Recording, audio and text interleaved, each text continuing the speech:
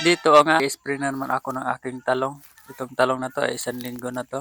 So bago nga pala ako magpapakita sa inyo kung anong gamit ko, shoutout mga sa aking Star Sin Jan Sandino. Salamat share.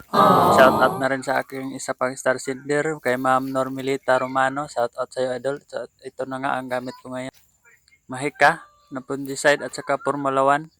Itong kombinasyon na to ay para sa aking talong na 1 linggo ngayon.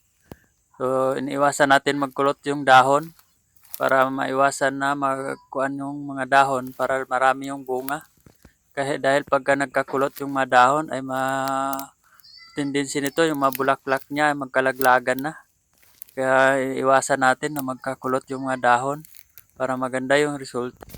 Sa hindi nakakaalam, so itong talong na to, 1 linggo na to ngayong araw. At dito nga ay nakapag-abono na ako ng 2 beses.